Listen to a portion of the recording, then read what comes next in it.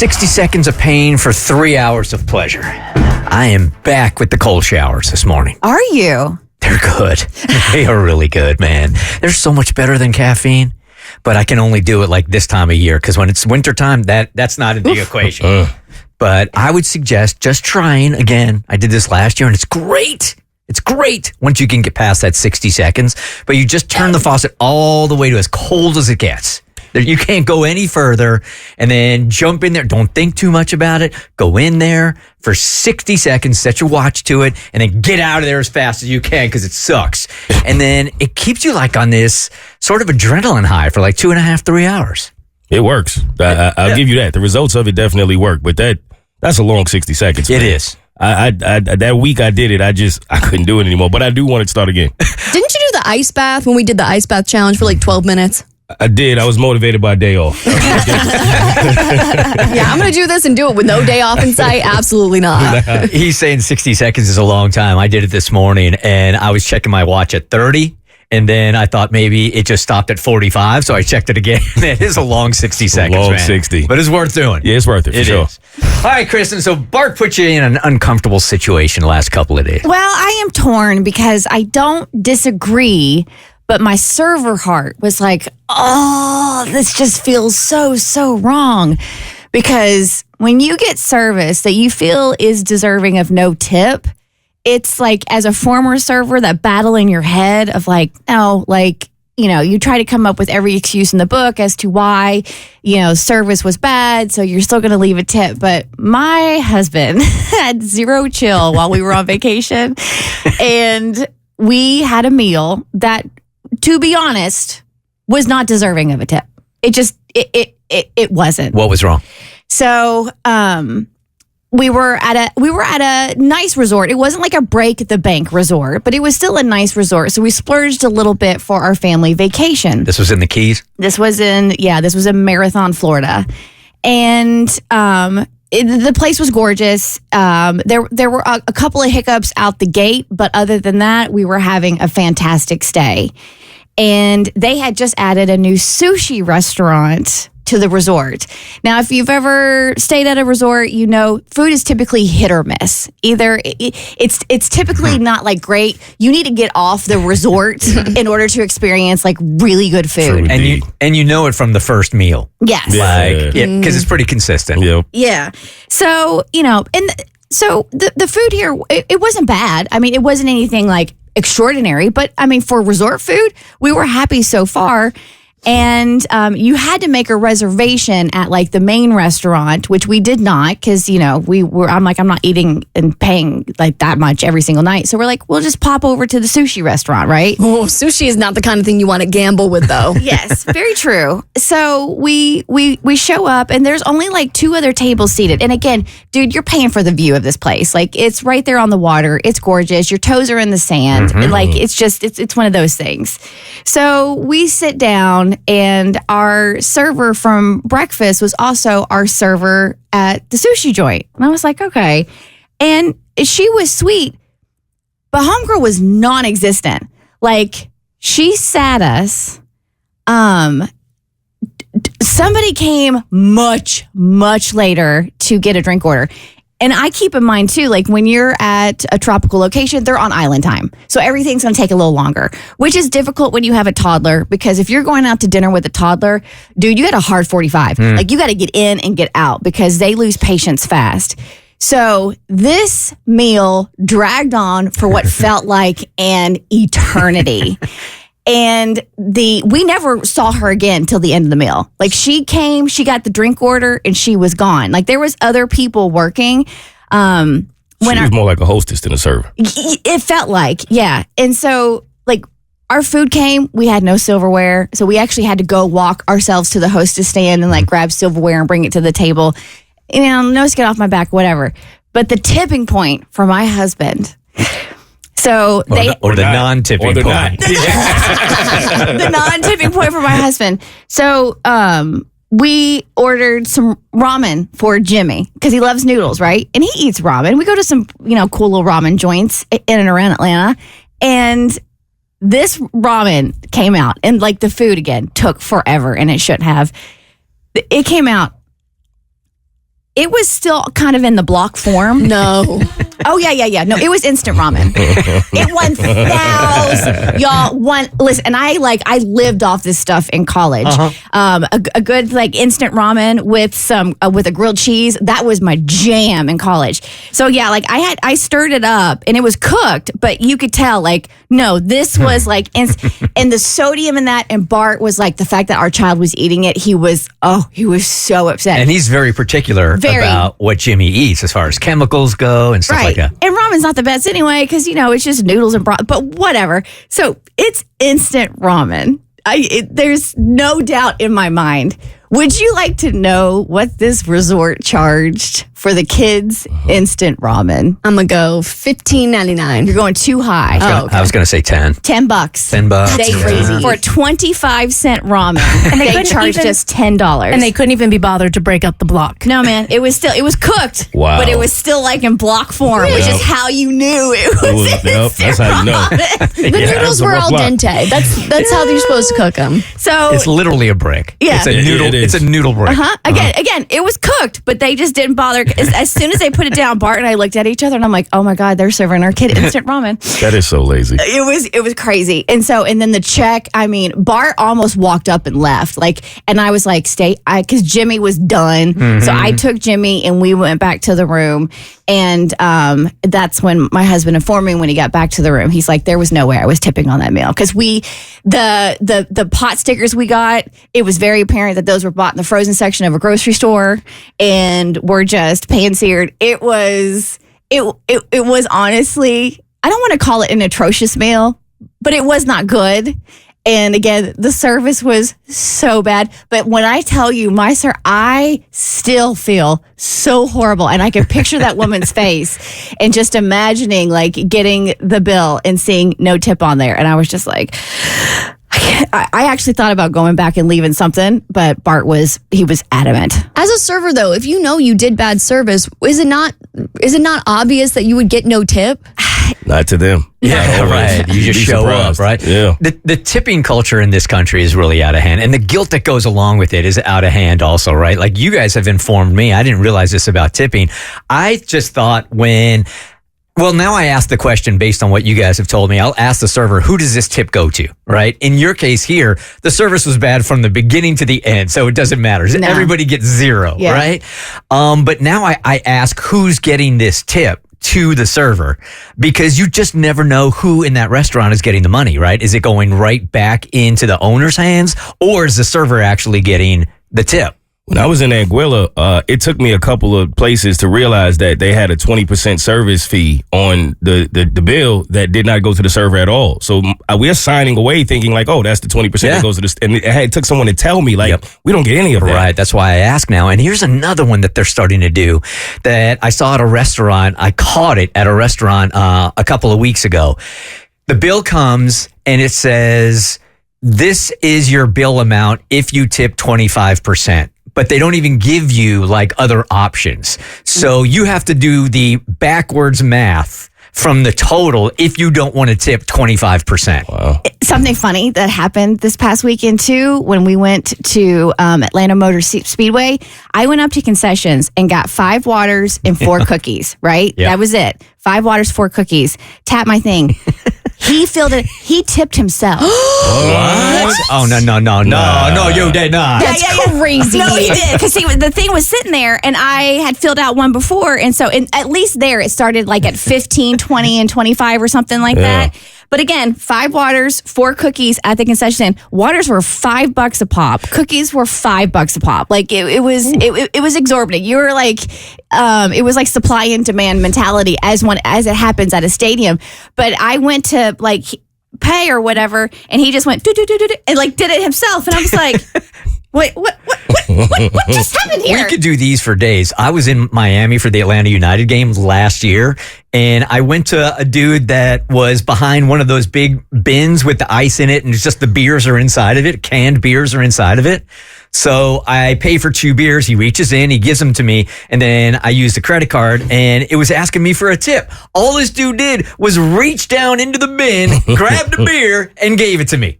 It's the same thing with the liquor store. Like, I went to the liquor store the other day, and the guy asked me for a tip, and I'm like, but I found the bottle. Like, I did the shopping. So NBA superstar Anthony Edwards is attempting to make an historic move, and it is not on an NBA court. It is in a courtroom. You know he's from right up the street here. I do. Well, he's actually from south, down by the airport, but drove up this way an hour every morning to go to school.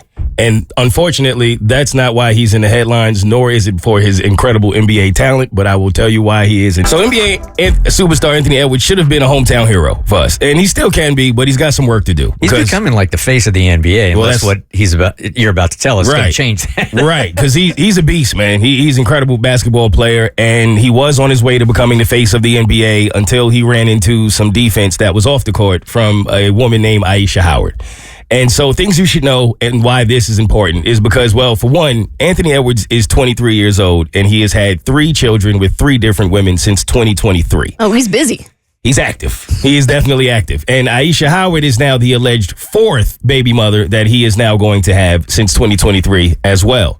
So people are on both sides of this for different reasons. One, because, like I said, Anthony Edwards is 23, Aisha Howard is 38.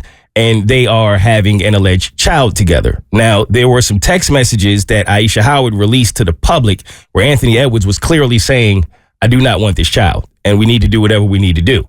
She's saying, I want this child. I don't care what you feel like you want. We did what we did. We're bringing this child into the world. Some people feel as if she is somewhat grooming him at her age. Other people feel like he is a grown man and he knows what he's doing. And if he does not want to have children, he should not sleep around unprotected. So then it becomes an issue because Anthony Edwards does 2 things within the courtroom that both somewhat become historic moves.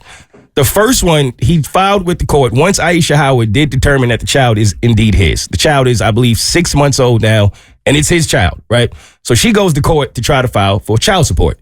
Well, he wanted the court to take the child support from Atlanta, Georgia, not exactly from L.A., because apparently if she gets child support in L.A., it's going to cost him a lot more money. But the child was conceived in Atlanta, where Anthony still lives, so he asked if the courtroom could actually take the child support from him being in Atlanta, not in L.A. The court said no problem. The judge actually ruled that makes sense, that's fine. We'll take the child support as if the child was in Atlanta, even though the child currently lives in L.A. The second thing he tried to do is a move that no one has ever heard of, and it would have been historic had it gone through. He tried to pay all of his child support in one payment. Oh. 18 years worth of child support in one payment so that he can get it over with and have absolutely nothing to do with the child. Do we know how much that is? It was going to be $1,080,000 for 18 years of child support, which I believe calculates to about $5,000 a month. I mean, for him, that's probably pocket change. Let's see what this dude is making. It's gonna be crazy. It's out of this world. But the judge ruled that they couldn't allow him to do that. They were not going to allow him to do that because obviously the child suffers more than anyone if you allow him to do that. But this was his move, I guess, his petty way of saying, it takes 2 to tango. I should have a choice in this. I should have a decision in this. And if I didn't want the child, then I should not have to have the child. But if you're going to force me to have the child just for child support, which he is saying is what she is doing, then he should be able to pay all of his child support ahead, all at once, and then be done with it. His salary for 2025, again, what was the total payment? $1,080,000. His salary this year is $42 million. Would have been chump change for him. Yeah, but there's so many other things, man. Let me just pay you so I don't have to deal with that child at all. Should have thought about that beforehand, dude. And now all this is public record, so the child will read this someday and know how their father felt about them. And there's a lot of mothers actually going viral, not buying his sneakers and not supporting his merchandise because of the way that he's handling this situation. Wow. So I thought this was going to be a totally different story. Yeah, my man's got some work to do, man. Right. So most yards are grass, boring, right? But it's expensive to maintain. You usually have to have a company. And where we live by some, I don't want to call it a forest, but acreage of woods. Like there's a lot of wildlife. Sometimes we see deer, snapping turtles. It's really cool, but it makes maintaining the lawn really, really difficult because natural, wildflowers and stuff just pop up to the point where once I brought a lawn service out, they looked at it. They were so kind, but they kind of left it like, there's nothing we can do for you except recommend a sod company because you need a whole new yard. Mm-hmm. And I'm like, yeah, I'm not going to do that just to have this happen again. So I'm looking at it, and now that spring is here, it's just growing so rapidly and it's very hard to maintain. So I'm like, you know what? Why don't we do something radically different and turn it into a wildflower meadow? and a natural pollinator habitat. So you guys are just staring at me like I'm an idiot. I'm so excited. I don't know. I think I know what it means. You know what wildflowers are? Not really. You don't know what a flower is? I mean, I know what a flower is. That grows in the wild. Okay. There's just flowers that grow. I'm with you on the wildflower part. I'm letting you cook. I'm waiting for the explanation. Yeah. Okay, so it's just you, instead of doing grass, you just plant a bunch of like native plants and just let it bloom like a natural patch of field. Wildflowers. But you got kids and can you play in it? Well, you can do like carve out paths and stuff. So we'd have like a stone pathway, a little area for the swing set. But the thing is, it's really good for the environment because it's a natural habitat for like butterflies. You got to offset everything they just did with that space launch. So you might need it. Thank you. And then it's like really great for water filtration and soil retention. It also helps like take carbon out of the atmosphere. So it mitigates global warming. Like it's a really sustainable, beautiful way to have a gorgeous yard. I will send Rebecca some photos to post so you can see what I'm talking about. But it also cuts down on lawn maintenance, so I don't have to pay for it. Like a place in the UK did this with their medians in the highway and saved $33,000 in lawn maintenance. So we would never have to cut the yard again. You just kind of have to trim some of the like flowers back from the pathways and stuff. I was going to ask what maintenance was involved with like a wildflower garden. Yeah, you just got to keep the pathways clean if you want them clean. So what's his beef with it? Just basically everything that you guys thought in your head when I said I want to do a wildflower meadow. I just don't understand. This is an area I have no It's knowledge. just like I just didn't get it. A meadow. Like think of like when you go to like the botanical garden. Well, no, they're really nice flowers. It's just like if you take a bunch of wildflower seeds and you threw them and you just let them grow. Yeah. Okay. Right? So it's super low maintenance, but his thing is, if we ever sell the house, nobody is going to want a wildflower meadow. They're going to want actual grass, like normal people. No, I disagree. So when I went over to your house when we were setting up for the Christmas time, everybody that I was hanging around, like the youth group, we were like, Cassie's house is so whimsical. Like your backyard feels like it should be from a scene from Bridge to Terabithia. Like you got that creek running in the back. You've got a bridge. You've got a little path. If there was ever going to be a house that needed a wildflower meadow, I feel like yours is very fitting for it. Thank you, Abby. But he's being very practical and he's thinking in the future of selling the house, and then it becomes less people interested in a more specific backyard. Right. Okay, It's very taste specific for sure. I'm just more worried about like the kids and where they're going to run and play and their play set and all that stuff. in the road. Yeah. In the creek. Where all kids play. In the RV. That's how I grew up. Like about 3 square feet in there. I mean, that's fair. There are playgrounds down the street. So like I would carve it out or maybe do the front yard as well instead of the backyard. But it's just the maintenance is so much and we have so much going on right now. It's just really hard to manage something else on top of everything going on. And so I'm like, I think the way I'm looking at it lately is what radical changes can we make in our lives to make things easier? And I'm like, this is a radical change, but it would definitely take away the whole lawn maintenance and it would look so pretty and we could teach the kids about butterflies and bumblebees. And I love bees, but yes, Chad is a buzz kill. All right. Well, some of us in here were confused by it. Ashley is not. Hey, Ashley, good morning. Hi, good morning, guys. So yes, I have for years done butterfly gardens throughout various places that I've lived. They are amazing for the environment. You can create your own little ecosystem there. You get to watch wasps, even flies. They're also pollinators, butterflies, bees, bumblebees. There are bumblebee houses that you can put out in your garden so that they don't like burrow little holes in your wood. But yeah, it's amazing for the ecosystem, amazing for the soil. Everybody should be doing it. Lawns should be gone. Can't you So do it this? would look like this. Okay. Can you just build that on? Yeah. Oh, Cassie, that's okay. beautiful. Yeah. Yeah. Gorgeous. Thank you. Well, people Go with for the name A and M, I like you. Abby, Ashley, and Mo. Thank you. I'm going to do it. Yes! When she sees this one thing, every time she will cry. Is Kristen normal in this area? Is it me? I get so tight in the chest and it's like there's no controlling it. Like if it's this overwhelming feeling of awe, of love, of just sheer joy. And it hasn't happened often because I don't live in a place where this can happen often. So when it does, it's rare. And in that moment, it is life transformative. And I get very emotional every time I see a manatee.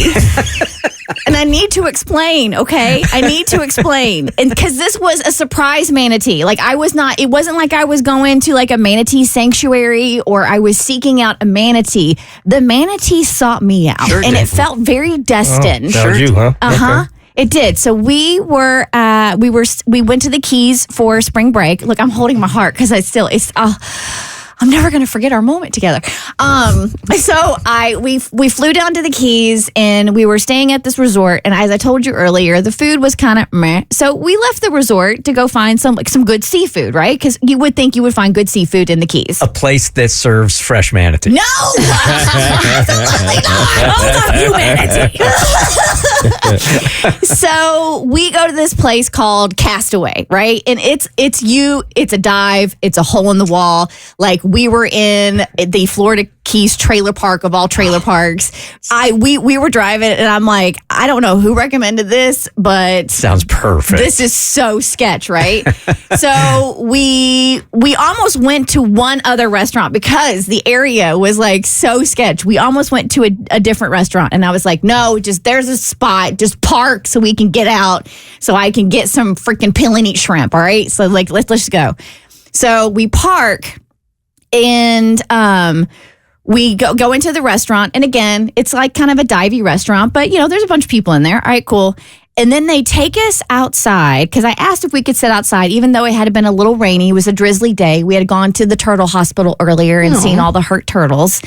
And they sit us outside on the patio and it's literally on a canal. Like the restaurant is on a canal. There's no railing. Like you can just... If you have one too many beers, you were in the water. And there's all these trailers right across the canal. But I mean, these people, they got trailers and they got boats because, they're on a canal. And I walk outside and my heart stops. Not one, not two, wow. not three, but there are 4 manatees in this canal. A family. That is unique. And when I say right up against this restaurant, right up against this restaurant. And when I say I lost my mind, I lost my mind. I got on the ground with my son. Like I am on the ground and just staring at these majestic water beasts. So they're called sea cows because they are so gentle and they are so docile. I'm going to get emotional talking about them. Manatees don't. I can't believe it. Have you ever seen what one looks like? Yeah. Yeah, okay. I had to look it up though. Yeah, but they're called and they're referred to as the Buddhas of the sea. And they're very slow moving. They're intentional, even though they've been hurt and scarred because there was one that had a huge scar on his back from obviously a boat propeller. They don't let that, take away from their love and gentleness. and they're just, oh my. They're beautiful. They're beautiful in an English bulldog kind of way. Yes. If an English bulldog could swim, it would be a manatee. I can see that. Yep. And so I'm sitting at the table and there's my husband and there's my son who I'm on vacation with. My back is turned to both of them. And I'm just staring at this canal and staring at the manatees. And there was one point when they came back up and I was like, I have to get back down on the ground so I can get closer to him. So I get back down on the ground so I can get closer to him. And the little manatee mouth comes out of the water and he's getting this water spout or whatever. And he's just like, blah, blah, blah, blah, blah. And I'm just looking at him like, oh my God, I want to touch you so bad, but I know I shouldn't because I'm not supposed to, so I'm not. But I love you so much and I just want to touch your belly and you're just so precious. And then I go back to the table and I'm getting a little verklempt. And my husband in this moment, he looks at me and he's like, what is wrong with you? That's the appropriate response. He's like, are you about to cry? And I'm like, they're just so precious. And there's so many of them and they're just so sweet. And then, so we finished the meal and, teaching Jimmy about manatees or whatever. And I'm so you just feel so serene. Like there's a calming about them. Cause again, they're just so docile and gentle and slow moving. And I did my research and it's a reminder to slow down and to to maintain trust and vulnerability, even though, they've been hurt and they're now protected because, we've pretty much trashed their waterways. Good Lord. You really are into this. Oh, I love them so much. And then, as if one time wasn't enough, and I was so mad because I would have gone down to the dock, but I didn't have my phone. But it's okay, I didn't have my phone because I was in the moment, and they made me slow down. I went to the marketplace at our resort to get something for lunch, and as I'm walking back, what do I see in the canal? A dolphin. No. A sea lion. No. Stray cat. Penguin. How many guesses we get? Polar bear. Your family that you were on vacation with? No, Your husband. there was a mama manatee in our No I did not see that Are coming. you kidding me? Oh my God! Both of them. No. Abby was right. and they're just floating there. And I just stopped on the pathway, and again, I put my hand to my little manatee heart, and I'm just like, thank you for touching my soul. What a real plot twist that was. Last Friday, apparently, I used ChatGPT, and the number one way research says people are using the AI for, which is shocking because it should not be the number one reason. Is it to make those little figurines that they've been showing? Everybody's been sharing on social media, like turn me into a figurine. And Close. That's number two. Okay. But it's not number one, which, by the way, I did try to make myself into a figurine, and it wouldn't. It literally said, You did it? Yeah, I'm embarrassed. I did it. I had to see what it looked what like. accessories did you get with it? They made me like a Easter comedian. An Easter comedian? I don't know why. That's just what randomly it did. Put you in a little bunny costume and everything? Yeah. Mine wouldn't work for me. Okay, off message. Okay, anyway, so I'm just trying to avoid this because I don't want to talk about this. So apparently, according to research, the number one reason people are using ChatGPT is for therapy or companionship, which doesn't seem like a good use for it. But actually, I will say it was more helpful than I thought it was going to be when I turned to ChatGPT to use for therapy a couple weeks ago. Yeah, I've seen this. Not only therapy, but relationships that teens. A lot of teens now are using ChatGPT as friends. They're having so few life interactions with people that they are turning their ChatGPT into friendships. Well, that was a movie. Wasn't that a movie with Joaquin Phoenix? Her? Yeah. Right. They predicted the future 10, 15 years ago or whatever. So last Friday, right before vacation, it was just kind of an emotionally tough day. I said, come at me for Plead the Fifth, and y'all did. And I don't know what I was just sitting in that day, but I just kind of emotionally blacked out. And I kind of regressed into some old patterns that I had really, really overcome in my past, and they kind of reared their head that day. So I'm going to give a quick content warning for eating disorders. If that's something you can't really listen to, maybe tune into the podcast later, wherever you listen to your podcast, either Apple or Spotify or wherever. And I decided, because I stopped going to therapy because it was so expensive, I was like, why don't I just talk to ChatGPT about my issues? So on Friday, I regressed into some old habits, and for a backstory, in college, I had a really, really bad binge eating disorder. To this day, it is probably the hardest thing I have ever had to overcome. I was so proud of myself when one day I woke up and realized that I hadn't binged in a long time, because I for a while I was like, I just don't know if I'll ever eat like a normal person again. Can you tell me what that looks like? You eat a lot of food. You binge eat. Like for an hour? Is it all day? What are the foods that you're binging on? Sometimes it can be an all day thing. Sometimes it's like you just kind of just snap and you just eat way, way more, like thousands and thousands of calories of food. And then you think, well, it's 10 a.m. and I already screwed up, so let me just binge for the rest of the day.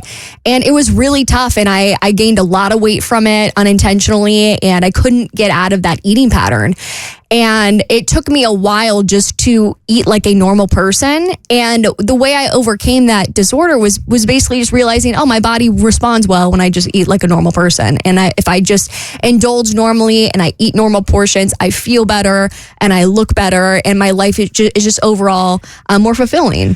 Just because I'm curious about this part, before you go on, when you saw a therapist about your binge eating, mentally, what is it trying to fill when you do that? Is it a control thing, or what is that? So I never went to therapy for binge eating. It's something I pretty much dealt with on my own. And I think based off of what I've learned from like listening to podcasts and reading books about it and just kind of like self-treating, it's sort of like a self-sabotage thing. Like if you are very particular about the way that you look and you feel like you've messed up, you think, well, okay, well tomorrow I really need to restrict so I can go back to looking the way I used to look. So I'm going to really enjoy today. And then tomorrow I'm just like not going to eat. And so you get into this binge restrict cycle that just kind of ends up feeding into itself. So the way I was able to get out of that was just by not restricting. Like I'm just going to eat like a normal human. And then that triggers your body to stop wanting to binge, essentially. So anyway, it's been years since I've experienced any of that kind of behavior. And I've been really, really proud of it. But the last couple of years since moving to Atlanta, for whatever reason, whatever routine shift happened when I moved here, my body just stopped responding to the things that helped me overcome that binge eating disorder, which is just eating normally and exercising and working out. And that took me to some really dark places because everything that I had taught myself was that if I just, eat healthy and move, I get to look and feel like a normal person. And when that stopped working, it fed this thought in my mind that no matter what you do, no matter how hard you work, you are just always going to be average. And I think that really was tough the last couple of years because I just felt like those were things I overcame and whatever. So those thoughts have been lingering for a while. And then for whatever reason on Friday, I was just such in like an emotional low that I found myself kind of falling back into that thought pattern of, oh, it would be really nice to go to the grocery store and just like eat my feelings for whatever reason. And I ended up stopping myself before I could like really spiral into some kind of like crazy binging pattern. And I was like, I don't have anybody to talk to about this. I don't want to talk. There's a lot of shame when it comes to binging. So I'm like, I don't want to like call my mom. I don't want to like, I'm not going to get on Instagram and talk about it. So I was like, what if I just went to ChatGPT and asked what I should do in this moment? One more question before you go into the ChatGPT part. Did your mom know about your binge eating problem back in the day? I don't know if she did. She knows now because I've like talked about it, but I think she knew I had issues because I was very, very like regimented about my food when I was in high school. And then obviously like when you stop those patterns, I think they noticed, but it's not like, I don't think it was an open dialogue that we had. Got it. So then I was like, let me just see what ChatGPT has to say about this because I've been going to ChatGPT for a lot of good stuff recently and it's been kind of informative. And I just typed in the little chat box for ChatGPT. I said, it's been years since I've binged with a binge eating disorder and I think I'm about to regress into that habit again. What would you tell me if you were a therapist to get me to stop doing that? And it just wrote out this very like intentional paragraph about like steps I needed to take to not shame myself, to realize that like this one mistake that you make isn't going to now trigger you to fall back into patterns. Like one day doesn't define the last 1,200 days you've had. And it's so crazy how real it felt because I know it's a bot. Like I know it's a chat bot. Like I know there's no real person behind the screen telling me this. But for some reason that companionship took a lot of the shame out of it because I'm like, I kind of feel not alone in this for some reason, even though I know it's fake. And I'm like a sentient person with a degree from a good university. Like I should not be one of these people that's like having a parasocial relationship with a bot. But even if a bot sees you, at least you're being seen. Like you felt seen. And I think that's what's most important is not who it is, but how you felt. And the fact that you recognize that you were going, you were about to enter a very dark place. I think that speaks volumes of how far you've come and you wanted to prevent that. So, you went to AI to give you advice. And so it's obvious that the advice struck a chord with you. Did you take it and did it work? I did take it. Yeah. And it did work. I was like, you know what? I know what habits got me into that cycle. And old me, 20-year-old me would have thought, well, I did this. So tomorrow I really need to shame myself by skipping breakfast. And, then I'm going to have like one piece of chicken. And then maybe I'll have like a dinner if I'm really like disciplined about it. But I was like, no, I've had so many great healthy habits in my life for however long. I am not going to revert to a stupid one day fix all so that I can feel a little bit better. Like this, it's regressing into that cycle is not worth it. I just want to compliment you. I think what you're talking about is so brave, which sounds very Hallmarky, but that's really difficult. And that's really difficult to check yourself when you're going into a spiral or a dark period like that and put the brakes on and be like, I gotta do something somehow. And I think AI gets a really bad rap. I mean, I'm not the biggest fan of it, obviously, but at the same time, I think there's use for it like this. Will it replace a therapist? No. But it has access to all therapy articles on the internet. And sometimes people don't want to talk to other people. They just want to deal with it alone. And that's very hard to do. Or can't afford it. Yeah. And especially it's something like so vulnerable like this and talking about, body image and eating disorders. And I think it's really great that there's an outlet you can go to of this, super intelligence. Is it perfect? Is it 100% accurate all the time? No, but it has this vast repository of information that is very helpful. So I think for someone who is dealing with things by themselves or needs a quick check-in, I think what you did was really smart. And I think it's a really great resource. And now I hope people out there know about it. Yeah. And I want to make it very clear, do not replace your therapist with ChatGPT. Like, we're going into a recession. Like, keep your therapist employed. And obviously, like, this isn't therapy advice, but it was a great tool to not be able to fall back into what was one of the toughest periods of my life. And where are you now? A little bit better. One step at a time. We're a very competitive lot in here, and right now we are losing. We don't like losing. Cassie, how are we going to win this thing? We were nominated for a Webby, which is a really big deal. It's the best of the internet given by the International Academy of Arts and Sciences, Digital Sciences. And here's the thing.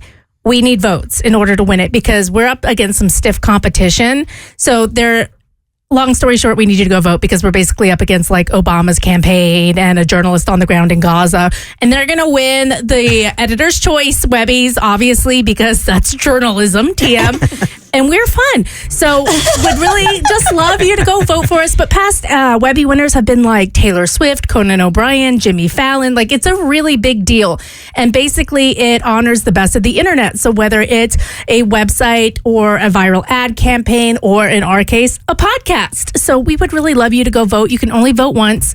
And the link is up at thebertshow.com. There you go. We don't like losing around here. No, we don't. And how many days did they have still to vote? Well, you have until the 17th, so 2 more days. So if y'all could vote. And this one, I think, because it's internet-based, is really important to me. Like, I'm really excited about it. And our team works really hard on the podcast behind the scenes, from Kaylee's editing, Rebecca's titling, Jackson supports with video. Like, we have a lot of hands on this podcast, and it's a lot of production. So shameless plug. If you could go vote for us, it's linked up at thebertshow.com. All right. As I said, we don't like to lose on this show. So I'm going to present you guys with a challenge this morning. Tommy, you're going to like this. Grab a mic, man. This is a Bert Weiss brainchild, so we're going to have to brainstorm a little bit of it. Oh, God bless us. Okay? But let me give you guys your motivation right off the bat. You ready? Uh-huh. A week off paid from the Bert Show. A week? A week? Yeah. Oh, I'm listening. All is, my brother. It started with a day, and I'm like, they're not going to do it for a day. And then I'm like, you know what? Let's do 2. You know what? If we're going to do it, like Kristen says, if we're going to do it, let's do it big. Go big or go home, baby. We have to get naked because I'll do it now. Tommy just flashed us. Yes, he did. He's not in the competition We should anymore. get a week off for that. All right, here is your challenge to get 1 week off paid vacation. Okay? It is the Bert Show's Celebrity Week Off Challenge. You remember years ago when we did Who Do You Know? You guys remember y'all that? are going down. All right. We did this contest years ago with listeners. You guys are just going to be the only ones participating in this. Listeners would get celebrities to call in to the Bert Show. And whoever called in with the biggest celebrity won a big old prize, right? And we got a bunch of great celebrities. The way it turned out the first time is, for me, still the biggest black mark in Bert Show history, that Justin Timberlake beat Muhammad Ali. What? Yes. In what world? How? Yeah. He was deemed the bigger celebrity. What? You guys, this is a pop station. Of course, people are going to say it's a bigger It's celebrity. Justin doesn't from matter. NSYNC. Livid. Are you kidding me? Dude, I didn't even want to come in the next day. I was so Okay. embarrassed. And I'm like, if Justin Timberlake knew he beat Muhammad Ali, he'd say that's ridiculous. I agree. Okay. But we had celebrities calling in all the time. I can't remember the other ones that were calling in, but they were really, really big names, like shocking names. So you guys are tasked the exact same thing, and the listeners will vote at the end of a month. This is going to go on for 1 month. Anytime a celebrity calls into the Bert Show and says one of your guys' names, you are now qualified for the week off. At the very end of the whole thing, we'll put all of the names up online at the Bert Show. Listeners will vote. Whoever gets first place gets the week off. Second place gets $500. I'm just going to. Jackson is to my left. I pulled open my phone, and I'm going to show him a name of a number I have. Okay. To get his reaction. Don't say who it is. Okay. That's it?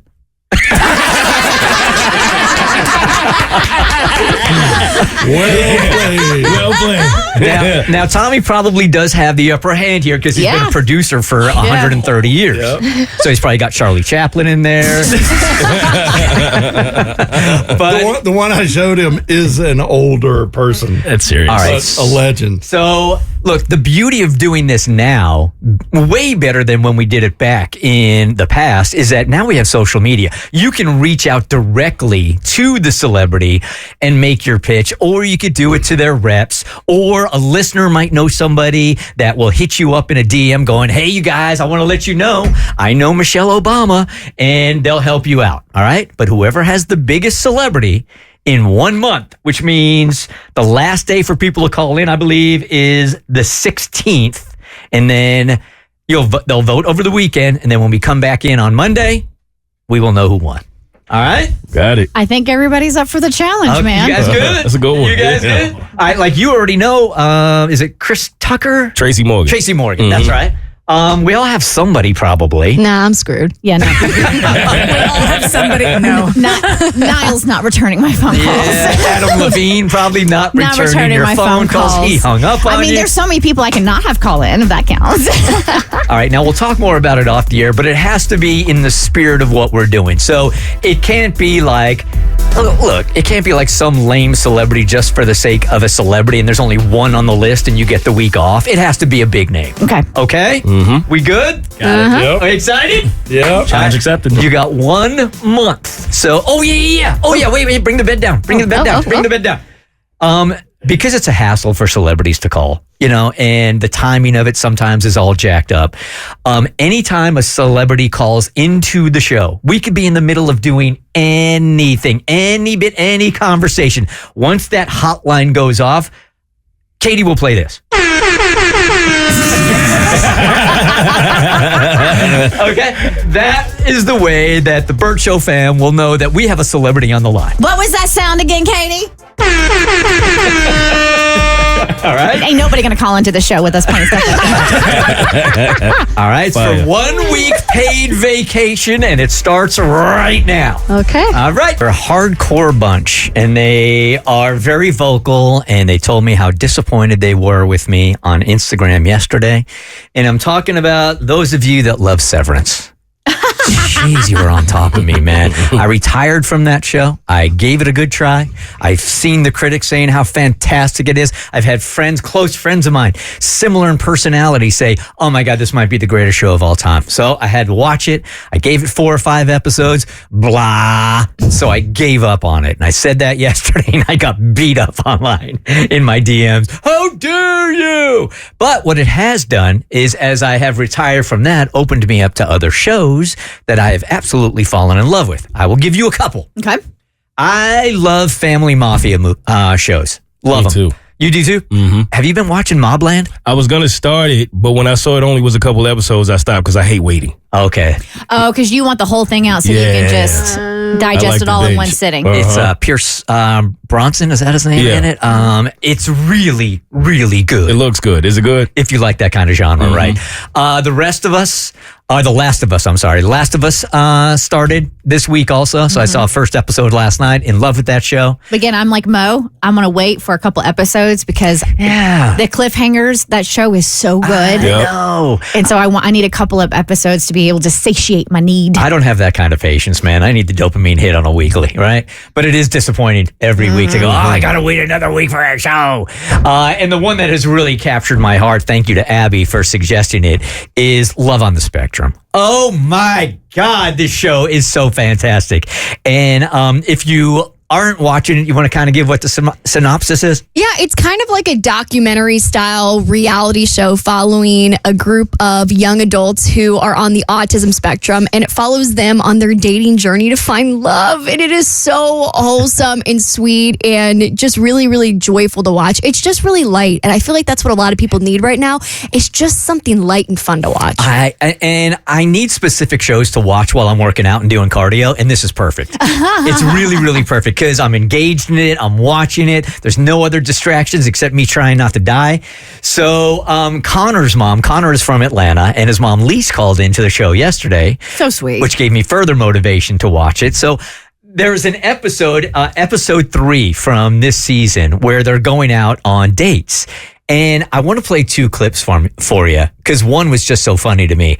And the other one is just so fantastic. In a world of ghosting people and not being able to look somebody in the eyes and tell them that, you know what, you seem like a nice person, you're just not for me. The way that this one girl on the show handled the end of the date is a great example. Okay, so let's start with Connor here. So Connor goes out on this date, and they're clearly in Piedmont Park, and they're at one of the ponds or one of the lakes in Piedmont Park, and they are looking into the lake, and they are watching turtles, and they are watching ducks, right? And you know what I'm talking about? I know exactly what you're talking about. So keep in mind, both of them have autism, right? So this is the scene that plays out. They're freshwater turtles. What are they doing? What you're looking at, Georgie, is mutualistic symbiosis. It's a kind of symbiotic relationship that benefits both life forms. For example, that turtle is eating moss off that other turtle. Aww, It'll both sweet. It'll both in the receiving turtle's shell while at the same time fill the other turtle's belly. Everyone wins. That's awesome. Look, they look like they're kissing. Kissing? That is preposterous. Turtles don't have lips, they have beaks. I want to be best friends with him. I know, it's so sweet. It really is. I thought you were going to play the part where he says, I would, because it's like a turtle or it's a duck in the pond mounting the other turtle. And he goes, I would never do that to a woman. Because just before that, he's having a conversation with his family on what may or may not happen on the date. And they used the line, was it level 15? Oh yeah, they reference a show called Adventure Time, and when they're explaining the levels as to how intimate a person can get with another person, level 15 is what you would think level 15 is. But then they're like, what are the other? Right. What's like 3 through 14? And they never really explain it. We don't know what that is. So Connor was going into this date going, look, I'm not getting a level 15, and that's what I think he was referring back to in that. Yeah. Okay. All right, and this second one here, I just think Madison just is a great example here of this world in which you can't tell people on a date that it's not going to happen here, and do it in a nice way and have it received. So this date is going really, really poorly for her. He is very insecure about being out in public at all. He doesn't like to be around a lot of people, the guy she's on the date with. So they're trying to have this conversation, and while they're eating and she's trying to converse with him to settle himself down, he puts headphones on. So, and every time she starts to speak, he takes one of the headphone out and then responds and then puts it back in. Oh my God, this is my daily I life. was about to say that. Oh, you feel like you're at home? Every day, y'all. Every day. I say something to my husband and he goes, tap, tap on his AirPod. And then he's like, huh? And then I have to repeat myself. And then as soon as I'm done, he goes, tap, tap, and he's right back to listening to whatever he's listening to. He's doing the same thing, except he's got AirPods in, and then he's got headphones over the AirPods. Oh, wow. So, yeah, just from a sensory standpoint. Yes. Gotcha. So as she's trying to talk to him, he's not responding, or he's eating and he's listening to whatever's going on. And she's getting frustrated, but she's so polite. And every now and then he pulls the headphone off and responds back to her and then puts it back on. So there's really not a lot of momentum on this date. And come the end of the date, she's just not feeling it. And I thought, what a great example of how it can be received by a person to say, hey, this is just not going to happen. Do you want to split the bill? Since this is my first time dating, do you mind if I pay for the bill alone first? Yes, of course. Sure, yeah. Of course you may. I want to say something to you. It was so nice to meet you, but I don't think we're a romantic match. I do feel like we are a romantic match, but it's just that I'm not comfortable being in public places where there's people. I just want someone who loves going out. That's very important to me. Yeah, I see. And you're not that for me, unfortunately, but I do wish you the best of luck. So, what do you think, Madison? Hopefully you meet a guy who's outgoing, a guy who loves traveling. The guy I met today, he wasn't into any of that stuff, and it broke my heart. Kian, there's so many fish in the sea, which is a good saying, and there's so many more fish that I'd love to meet. Fishes and guys. And what we cut out of that was the way he received it was so nice. He's like, thank you very much. Handshake. Really had a very good time. Thank you. I understand. And then just walked off. Yeah. That's how it should go. Going their separate ways. Yep. That's how it should go. Vacation icks for men. I saw several of them. And listen, I'm in a very loving, committed relationship. But if I was in my head, a single woman, and I saw these things, it would be an immediate ick. Absolutely not. And for those that don't understand the ick, it's basically when you are you're all about somebody and you just think they can do no wrong. And then this one simple, off-putting, innocuous thing happens and you get the ick and you're like, I can no longer look at this person the same way. I can no longer be with them. This relationship is doomed. And 9 out of 10 times, it's something really stupid and really frivolous. And that's what these are. Okay. So these are not necessarily about your husband. These are just dudes you saw while you were in Marathon, Florida. Yes. Okay. While we're at the Keys and hanging out, just beaching it up, I'm just taking in observations, sitting there, drinking my Aperol Spritz, reading my book from the Glass of Thorns series. Glass of Thorns. Silly Kristen. Throne of Glass. Throne of Glass. A quart of glass. Not a true fan, clearly. She's not in the fandom yet. No, it's gotten really good though. All right, so I'm sitting there and I'm looking. So my very first ick, OMG, men who can't properly put sunscreen on. Oh. So there is this one dude walking around, got white streaks all over his face, all over his chest, did not blend, did not rub it in. He is just a walking, his face was just in shambles of sunscreen. I love the people that end up going to a very sunny vacation spot, but really miss spots when they put sunscreen on all over. So you can see just where their hand couldn't reach any further on their back. Yep. So the guy, kudos. Skin health, you got to maintain it. He was wearing his sunscreen, but dude, that was not rubbed in at all. All right, next, talking about the tan lines. The men at dinner when they take their sunglasses off and they have the sunglass tan line, the red face, but you can it's obviously very well see where their Ray-Bans were. And this also goes in the guys that are walking around the pool with the sunglass strap to hold the sunglasses onto their neck so they can take it off. Oh, the croaky? Yes. And they're just laying there on their chest. You don't like that? What'd you want to do with their glasses? Put them on the table next to you. Put them on top of your head. Not the sunglass strap. Got it. Not the sunglass strap. That is Nick. Got it. Water shoes. Oh my God, water shoes are so icky.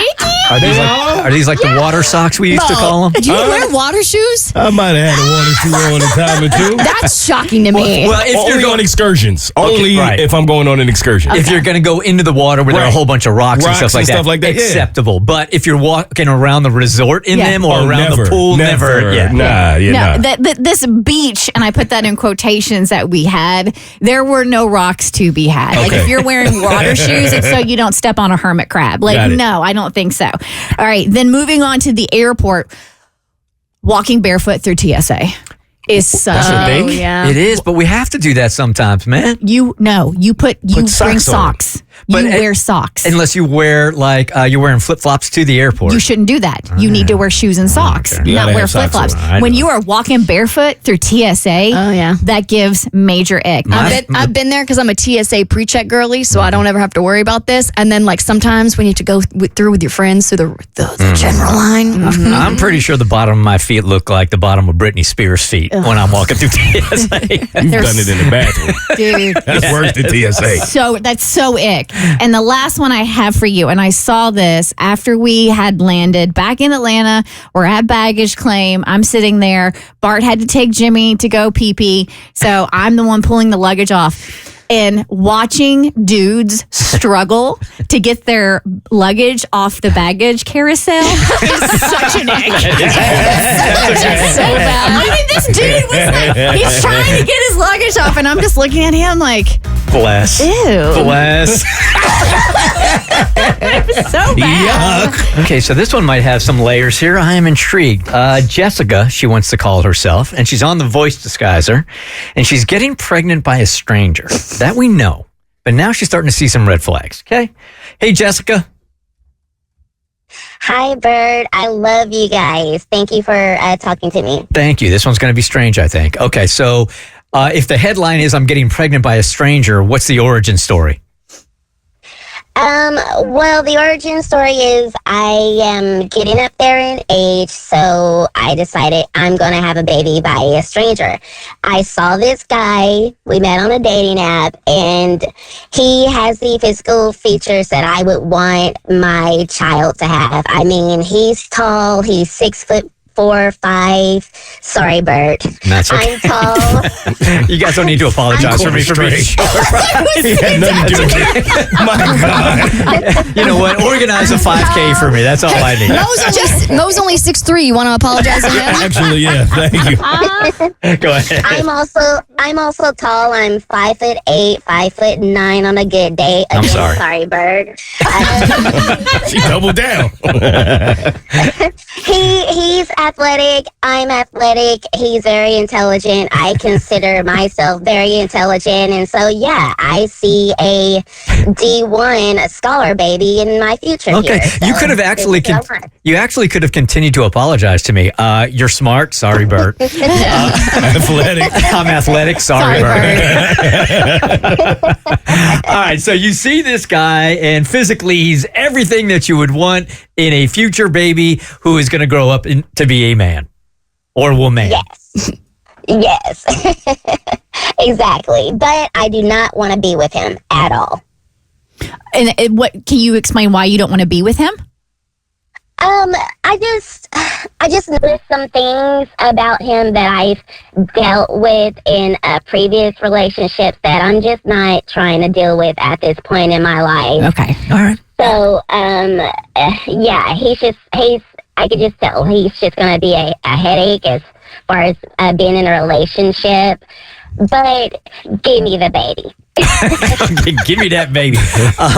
So I'm really interested on the words you used for the approach for this guy. Yeah. So we were in the middle of playing piano one night, and he was being, well, I won't put it all on him. We were both being pretty reckless, if you know what I mean. And so I said to him, hey, I'm not on any form of birth control or anything like that, just so you know. And he was like, okay. And then the next time I just brought it up, hey, I want to try and have a baby. And he was like, why do you want to have a baby by me? And I was like, why not? What's wrong with you? You said, you said because you're everything Bert's not. Continue on. And he basically said there's nothing wrong with him. And then I proceeded to go over his house that night, and we start playing piano again. And this is what was... And I know you guys probably think it's weird that I want to have a baby by a stranger, but to my close-knit friends, this is something I've been talking talking about for years. So for them, it's like nothing. But to hear it from him, it's like, man, why is he so chill about this? Like, something is up. So I'm laying in bed after we're finishing playing with piano, and I'm about to get a little graphic here. I'm laying in bed with my legs in the air, making sure the stuff goes where it's supposed to go for like an hour. And what I'm doing is we're just casually talking to each other, and I'm still thinking to myself, man, he's just too chill about this. What is going on? So I don't know. I just think I don't know. He used to serve he's a retired Navy. He served for like 16 years. And then there's a story behind that. He was forced into a retirement because of his, I don't want to put his medical condition out there, but he has a medical condition that would force him into retirement. And then I was like, well, why didn't they just like put you on desk duty or something? Why did you have to retire?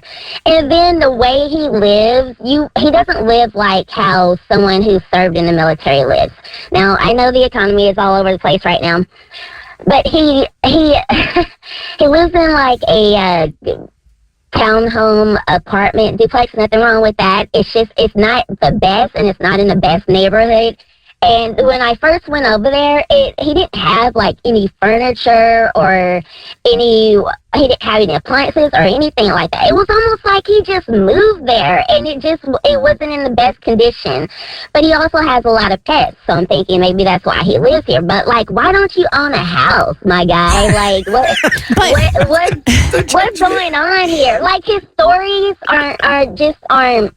They make sense, but they're not. Okay. And then he got divorced. He got married when he was really young and divorced when he was really young. And, you ask the question, well, what happened?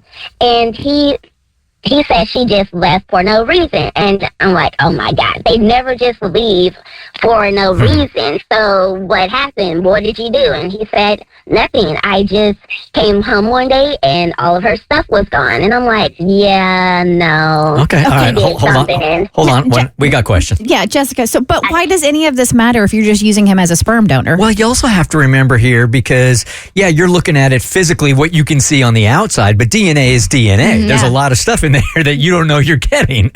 Like the medical condition. Right. Or mental health. But you wouldn't know any of this if your goal is to have a baby with a stranger. Right. That's kind of the point. That's why sperm banks exist, and they do that in-depth research for you. Right. Mm-hmm. But it might be too late because you already took the gunk. Yeah. Are you pregnant? No, not yet. But you're right. Why do I want to know all of this? Because I'm nosy. That's why. Okay, but I mean, at the very base of this thing, it was all about physicality. At least my baby will come out probably looking like this dude or a version of this dude. So physically, you know what you get, but there's, like I said before, there's a whole bunch of other things you're going to be getting that you have no idea about. If you're willing to take that risk with a baby, then go for it. Yeah, I guess I just really want to make sure he's not married because, like I said, he used to serve in the Navy, and so he's been all over the world. So I just want to make. What's your question for us? I just want to make sure. My question is, will you guys do a background check on him? Oh, that's what we're getting to. Okay. I didn't know where we were going with this. I didn't either. I feel like this should have come before the... Yeah. That ship has sailed. Okay. but all right. Yeah. I don't want you guys to send him the War of the Roses thing. I don't care about that. I just want to make sure I'm not having a baby with a married guy. Okay, this makes sense now. Okay, let me go ahead and put you on hold. I'll have you talk to Tommy. We can reach out to our folks, and we can do that for you. Sure. Now I understand where we're going with this. Yeah. Smart prior to putting your legs in the air. Before the legs, Kristen. Might be a little too late. I don't want it in the process. All right. Jessica, hold on 1 second, but she's not the only one that's done this. Kelsey, good morning. Good morning. Okay, so this does not sound like a crazy scenario to you. No, not necessarily. My baby will be 2 next month. I met his dad on a dating app. I also have a soon-to-be 7-year-old, but I wanted him to have a sibling. I did not have the funds for a sperm bank, and I did not want to just go like complete stranger. Like, I didn't want to go to a bar or anything and complete stranger. So I actually met his dad on like Plenty of Fish. Yeah. And I was like, we talked for a while, and he didn't have any children. And I was like, well, I want another one. And we had our baby. We are friends to this day. We're fine. We're co-parent well, and we're not together. So you literally said to him before you met him, like, I just want to have your baby based on our dialogue and what he looked like? No, I met him kind of like on I just want to have fun. I'm bored. I had just separated from my ex-husband. He had just got out of an engagement. So it was just kind of like we were just chilling. We were just having fun. And eventually, after chilling for a while, I was like, hey, I have this idea. This is what I wanted to do. And he said, I have no kids. This is what I want to do. And we had a baby. And the two of you guys have an arrangement, and he is helping out with baby. He's a present father. We lost her. Oh, dang it. No. We need answers. She's not a present caller. Weird, man. I mean, it works for them. Yeah. Oh, yeah. A weekend our Bert's Big Adventure family will never forget, and a weekend Tommy here, our show director, probably will never forget as well. Holy moly, what a weekend. Y'all, I got home last night at 2 a.m. What? 2 a.m. Why? There may have been another issue with me running out of a charge on my EV, pulling my trailer, stuck on the side of the highway. This is the reason why I don't. It happened again. I'm not getting those EVs. Well, that's why I want a new Silverado truck that has like 460 miles of charge. So, but let's get on to the stuff we need to talk about. Well, the real issue here is if you have a Silverado that you'd like to give to Tommy, can you give us a call right now? 1-855-BERT-SHOW. I'm taking all off. And Cassie. Bobby's VIP weekend at Bristol. Bobby, of course, one of our BBA kiddos, and I met with he and his family, his mom Emily, his dad Robert, stepdad Robert, and we had a glorious Sunday. First of all, the weather was fantastic. This was one of the surprises that we did for Bert's Big Adventure. Before we took off, we surprised the family because they love racing. Yep. We said, I know Chipper over at Bristol. Let's get you guys hooked up. Bobby loves anything to do with cars. If it has to do with car, he's in. So racing, naturally, NASCAR, he's naturally in. And he loved every second of it. And thank you to Chipper and his staff at Bristol. This place, I told Chipper, the guy that hooked this all up at Bristol, he's vice president of corporate sales, it's like Disney. Their level of commitment when it comes to customer service all the way around. Renee and I, my wife and I, stayed at the campground. We got there Friday, went to all 3 races, and then we met up with Bobby and his family on Sunday. So they get there, and we have our own liaison. Kurt and his wife, Tracy, took us around the track all day. They were assigned specifically to us. And Kurt's been there like 30 years. This is you guys and the Bert's Big Adventure family. Yes. Okay. Yes. And when I say us, I'm talking about Bobby. So we take Bobby around the track. Can we give a quick history of Bobby just so people understand absolutely what he's been through? So Bobby, one of our Bert's Big Adventure kiddos that went on the trip this past year with us. So it was actually May of last year that an MRI detected a tumor behind his left eye. And 3 days later, after a biopsy, they realized that he had cancer. So he immediately goes into cancer treatment. At only 5 years old, he's administering his own chemotherapy. Like, this kid is just absolutely incredible. 2 months later, the tumor has shrunk, but he's not in full remission. He does 6 more weeks of treatment. And it was December of last year that he was declared cancer free. So he celebrated by ringing the bell. And that very same day, Bert called the family and told them that they were going on Bert's Big Adventure. So this dude's been through it, man. He has been. And so during our send off is when we surprised the family because he loves cars and doesn't he also love washing cars? And Mom says everything, like all of their vehicles are clean from how high he can reach down. From like the handle down, So he's obsessed with cars, and just this family is so sweet and so deserving of this additional surprise. So Chipper called in and he said, I'll give him a VIP experience. But he told us they'd go down on pit road and they might have the opportunity to meet drivers. So we weren't exactly sure what the expectation was. They pulled out all the stops. All right, first of all, before we get into it, I got a laundry list to run down of all the stuff we did. We got to thank Zaxby's. Our guy Fred over at Zaxby's, he hooked Bobby and his family up. Gave them airfare to and from Bristol, rental car, a boutique hotel, and $1,000 spending cash to buy souvenirs. So that's the first thing we did. Oh, yeah. Kurt and his wife Tracy, they took us over in a golf cart to we had the personal escort. We were chauffeured around in our own personal golf cart. So we go to the fan zone, and this is like bouncy houses and all stuff for kids, and then all the shopping. And they've got every driver in NASCAR has its own merch trailer. And so we went around, and he picked out, I was proud of him, he picked a Jeff Gordon car. And he had that $1,000, but I said, Bobby, put away your money. Tommy's got a Bert Speak Adventure credit card. Nice. They gave me a credit card. Is Jeff Gordon still racing? I put it. No. He's retired, but we saw him. He was there. That's coming later. So we bought the Jeff Gordon diecast car. He loves the Braves. Bobby loves the Braves, and the Braves and the Reds are playing there at Bristol. They're turning it into a baseball field in August, and they're going to play. They had a Cincinnati Reds car and Atlanta Braves car. I said, Bobby, you're a Braves fan. Let's go see that Braves car. And he took a picture in front of the car. Loved it. Did you have him key the Reds car? And the one thing, he's so funny. He's all into cars, and you got all these cool race cars and stuff around. He wanted to see the sheriff's car for the local sheriff department in Bristol. Very cute. But then the thing he wanted most was a O'Reilly's, the auto parts store.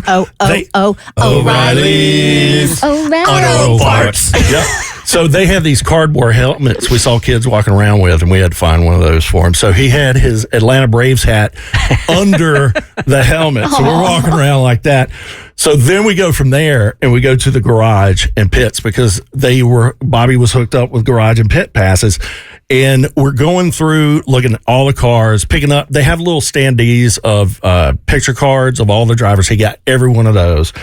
And then I happen to see, because I'm like the Bert Speak Adventure NASCAR fan, and I'm so happy I'm like the only one, because I saw former president of NASCAR, Mr. Mike Helton, standing over to the side, and I introduced Bobby to Mike Helton. So he got a picture with the vice chairman of NASCAR. And then as we're walking through pit road. Yeah, none of us would have recognized that. No. He could be in studio right now, and I go, who are you?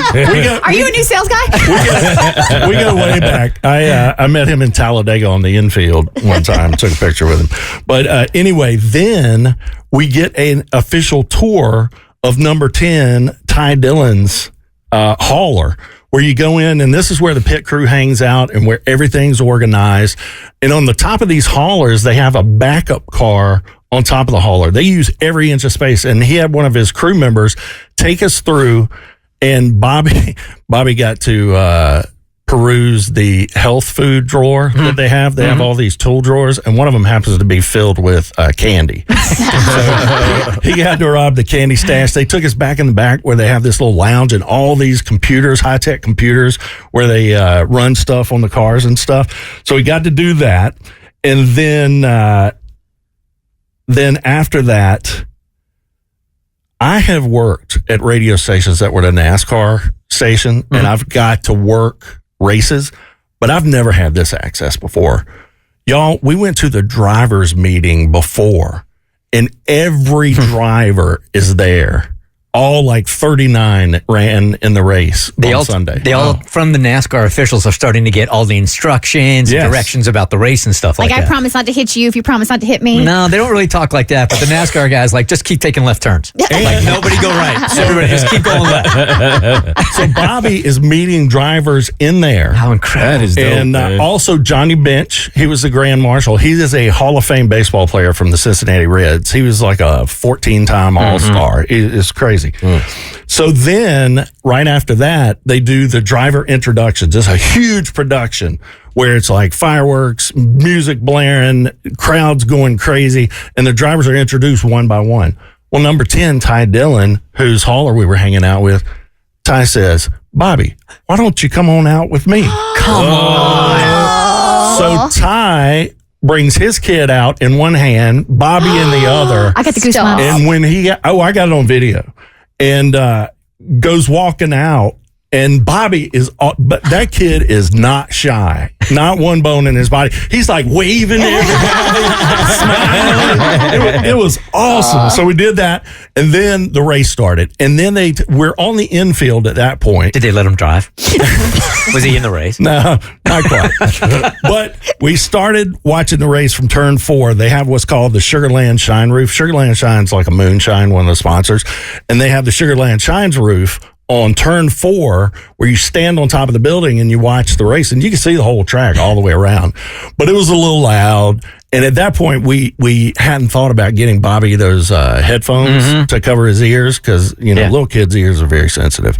So we watched a few laps there, and then we scurry under the track. You have to go under the track, and then we go up to a private suite. Food, drinks, unlimited. Behind the glass. I thought about Molly Shannon and Talladega Nights. It's the vibration. Because you can definitely feel the vibration. Yeah. So we're up there, we're eating, we're having a good time. Bobby's watching the race. And my wife, Renee, and Bobby bonded. Oh, yeah. She's so good. She's so good with kids. And matter of fact, at the end of this whole thing, Bobby said, y'all are welcome to come to my house anytime.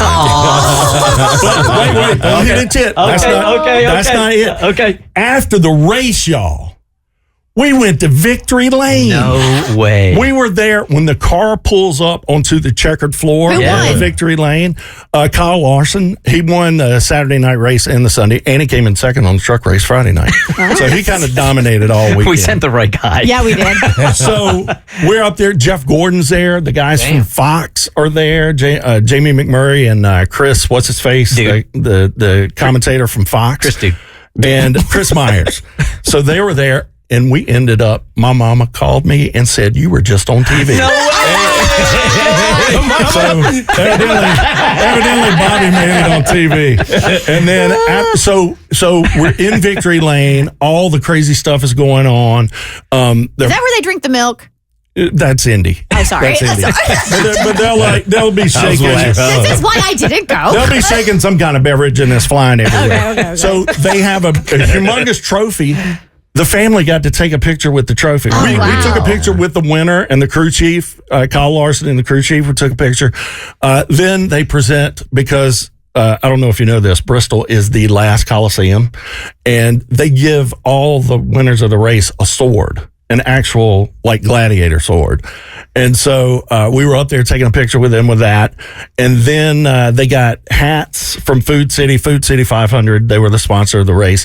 They got hats, and they got Kyle Larson, the winner, to sign the hat. Dang, man. That is fire. So it was they didn't miss anything. And then after that, Bobby, that boy's got some stamina. Oh, I know. Dude, I was partnered with him at Disney, and we did not stop. They said, yes. They said, Kristen ran us ragged at Disney. And so after the race, we met up and we went and ate barbecue, and we didn't part until like 10 o'clock that night. So it was like 12 hours strong that day with Bobby at Bristol. Oh, it sounds like y'all had an amazing time. What a time for that family, man. Amazing. What a time for that family and our Bert's Big Adventure family. Yeah.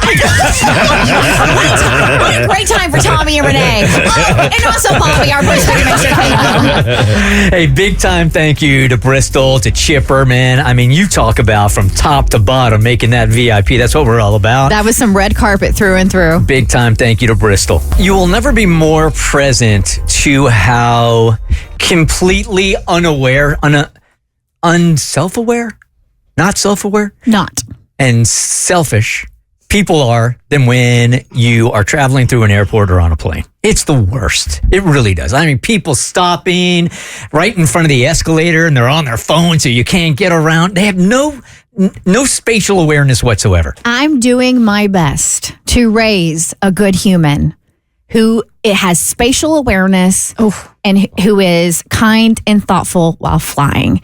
We flew down to the Keys last week. Jimmy has his own seat. I'm making sure he knows not to kick the seat in front of him. I'm making sure he knows not to mess with the tray table because that's attached to the person in front of them, that he can't sit there and whip the window shade up and down, up and down, up and down, up and down, up and down, up and down, up and down, because it's driving his mother crazy. Yeah. Like, I want him to be a good human, which makes you a good flyer.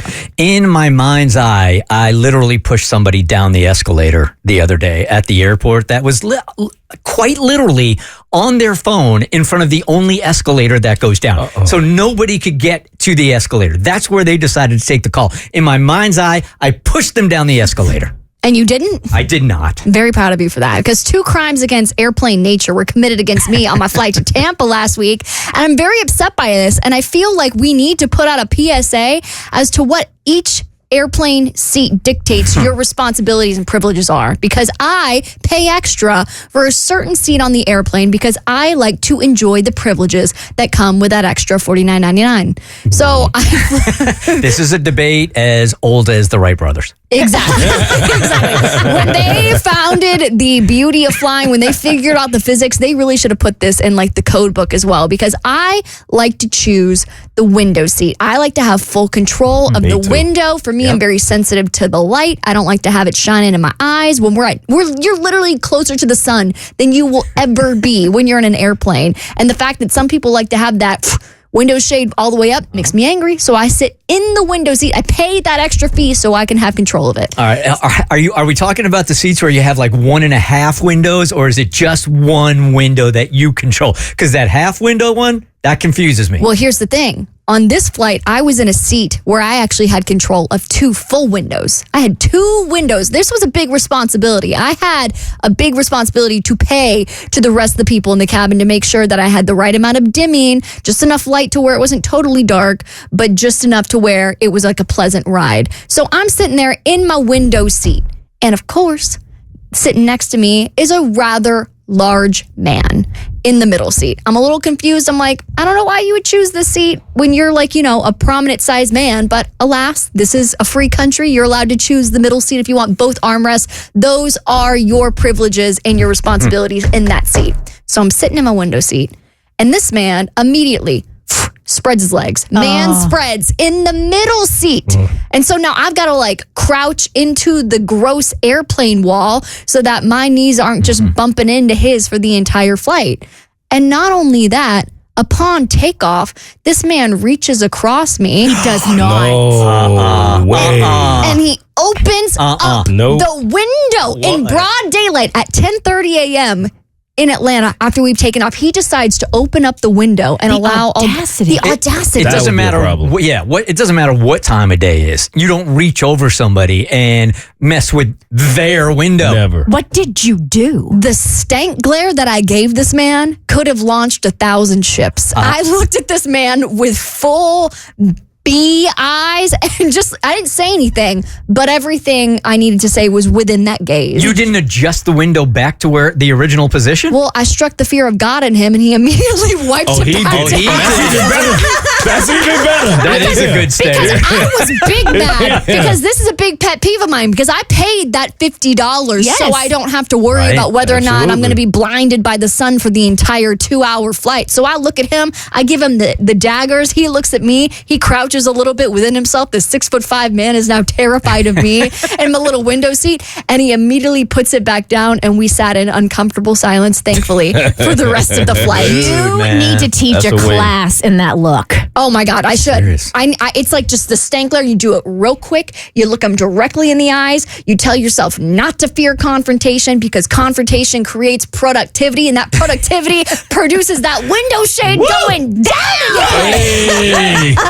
I'm very proud of myself. So this is your PSA. Do not manspread when you are in the middle seat of a plane, and don't touch my window seat. All right, now I got one that's going to be a little bit controversial, and people are split on this, that if you should ever use the recline on the seat or not. I personally believe it's available to you. You can recline. Mo, you don't like that at all. It's just my height, man.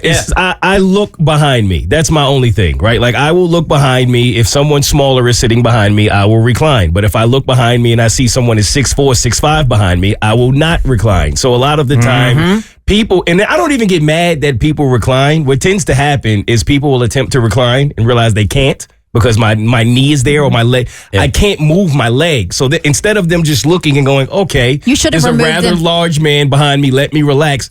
They start jamming it and then get mad at me. It's like, what do you want me to do? Remove your legs. You have one choice, obviously. Amputation is the only answer. That's all I got. I had a guy on the flight down to the Caribbean last week that reclined his chair before I even got into my aisle. Oh my so God. I couldn't put anything underneath the chair or anything like that. And even in my small stature, I couldn't get into my seat. See what I'm saying? Yeah. You should look to see who's behind you. That's all I'm asking. So I did the mature thing and pushed him from behind. And he adjusted his chair. The Bert Show.